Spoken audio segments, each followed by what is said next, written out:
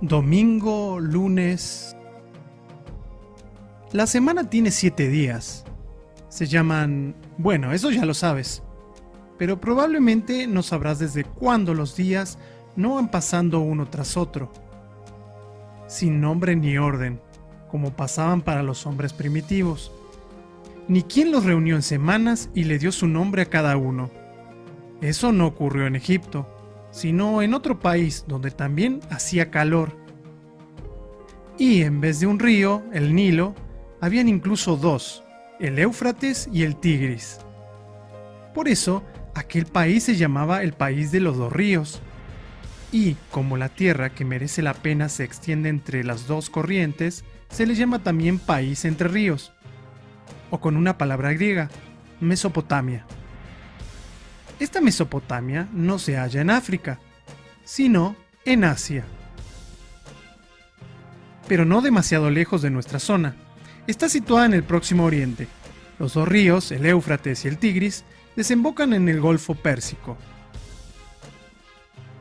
Tienes que imaginar una amplísima llanura a través de la cual corren esos dos ríos. Es cálida y pantanosa, y a veces las aguas inundan también el país. En esa llanura se ven en la actualidad de vez en cuando grandes colinas, aunque no son colinas de verdad.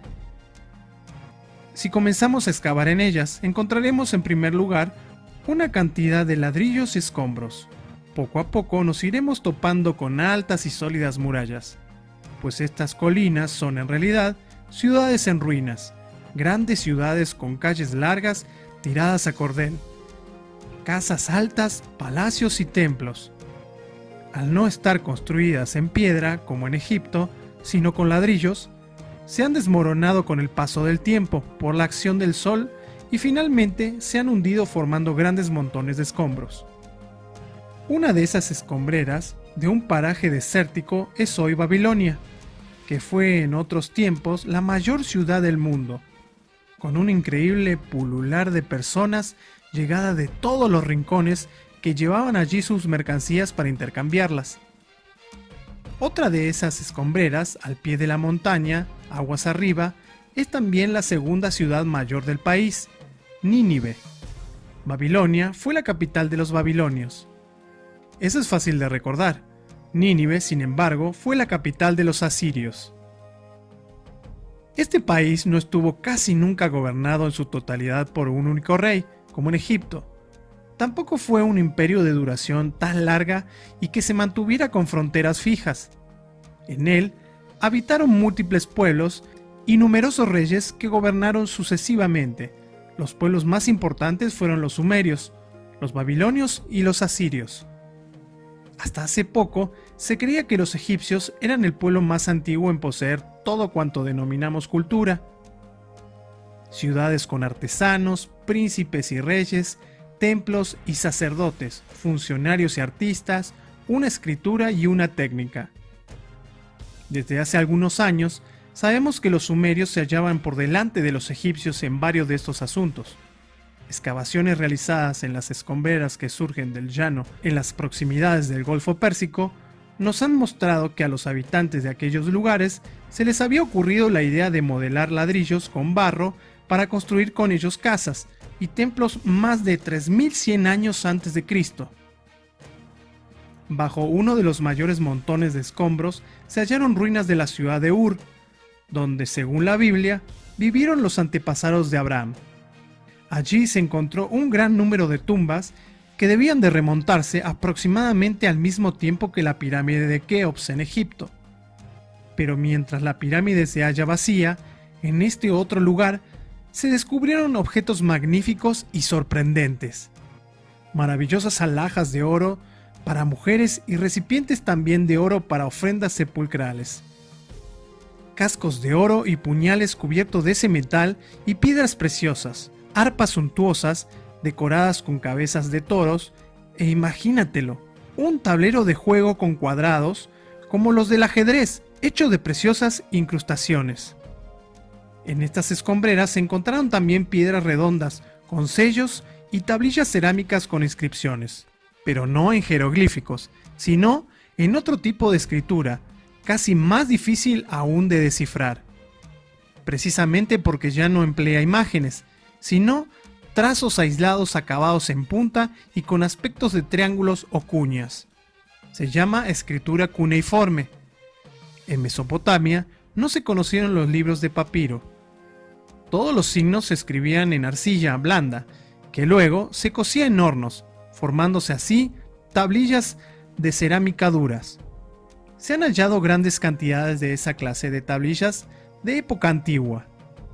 Contienen largas y hermosísimas leyendas y relatos fabulosos que hablan del héroe Gilgamesh y de su lucha con monstruos y dragones. Y también numerosas inscripciones en las que ciertos reyes informan sobre sus hazañas y se enorgullecen de los templos erigidos por ellos para la eternidad y de cuántos pueblos han subyugado. Se han encontrado tablillas antiquísimas, con informes de comerciantes, contratos, certificaciones, listas de mercancía, etc. Por eso sabemos que los antiguos sumerios fueron ya, como lo serían más tarde los babilonios y los asirios, un gran pueblo de comerciantes, capaz de llevar muy bien las cuentas y distinguir con claridad lo justo de lo injusto. De uno de los primeros reyes babilonios que dominaron todo el país, conocemos una de esas grandes inscripciones grabadas en una piedra. Es el código legal más antiguo del mundo, las leyes del rey Hammurabi. El nombre suena como salido de un libro de cuentos, pero las leyes son muy razonables, rigurosas y justas. Por eso, podrás guardar en la memoria cuándo vivió Hammurabi, aproximadamente unos 1700 a.C., es decir, hace ya 3700 años. Los babilonios eran rigurosos y diligentes, como lo fueron también más tarde los asirios, pero no pintaban figuras tan coloristas como los egipcios. En sus esculturas y representaciones solo suelen verse, en la mayoría de los casos, al rey de caza o a sus enemigos presos y atados de pies y manos arrodillados ante él. Además de carros de guerra que ponen en fuga a pueblos extranjeros y a guerreros que asaltan fortalezas. Los reyes tienen una mirada sombría, llevan barbas largas, negras y rizadas, y pelo largo y en bucles. A veces los vemos ofreciendo sacrificios a los dioses, al dios del sol, Baal, y la diosa de la luna, Ishtar o Astarte. En efecto, los babilonios y los asirios rezaban al sol, la luna y las estrellas, considerándolos sus dioses. En las noches claras y cálidas observaron durante años y siglos al curso de los astros, y como eran personas de mente clara e inteligente, se dieron cuenta de la regularidad del recorrido de las estrellas. Pronto reconocieron las que parecen estar fijas en la bóveda del cielo y que vuelven a encontrarse cada noche en el mismo lugar, y dieron nombres a las figuras formadas en el firmamento, tal como hoy hablamos de la Osa Mayor. Pero aún se interesaron más por las estrellas que se mueven en la bóveda celeste, y tan pronto se sitúan en la proximidad de la Osa Mayor, como por ejemplo cerca de Libra. Por aquel entonces se creía que la Tierra era un disco fijo, y en el firmamento una especie de esfera hueca tendida como una concha sobre la Tierra y que giraba una vez al día. Seguro que les extrañaba de manera especial que las estrellas no estuviesen todas fijas en aquella concha celeste, y en algunas pudieran ser móviles, por así decirlo, y desplazarse de un lado a otro. Hoy sabemos que son los astros los que se mueven junto con la Tierra en torno al Sol. Los llamamos planetas. Pero era imposible que los antiguos babilonios y asirios lo supieran. Por eso creían que detrás de aquello se escondía alguna magia misteriosa. Dieron a esos astros nombres propios y los observaron siempre con atención, pues creían que se trataba de seres poderosos y que su posición significaba algo para el destino de los seres humanos. Por eso, deseaban predecir el futuro según la posición de dichos astros. Esta creencia se llama adivinación por los astros, o con una palabra griega, astrología. Se creía que algunos planetas proporcionaban suerte y otros desgracia. Marte significaba guerra, Venus, amor. A cada dios de un planeta se le consagró un día, y como con el Sol y la Luna sumaban exactamente 7, dieron origen a nuestra semana. Todavía seguimos diciendo lunes por la Luna y martes por Marte. Los 5 planetas conocidos entonces se llamaban Marte, Mercurio, Júpiter, Venus y Saturno. En los nombres castellanos de la semana se reconocen estos nombres de los planetas, al igual que en muchas otras lenguas que se siguen hablando en la actualidad. Fíjate en los nombres franceses de la semana. Se llaman Mardi, de Marte, Mercredi, de Mercurio, Jeudi, de Júpiter, Vendredi, de Venus. Para el sábado, observa el inglés. En esta lengua, el día de Saturno se llama Saturday. En alemán es algo más complicado porque los nombres grecorromanos de los dioses han sido sustituidos dentro de lo posible por sus correspondientes dioses antiguos germánicos. Así el martes, Dienstag, martes, deriva quizá de Siustag, día de Siu, pues Siu era el antiguo dios alemán de la guerra.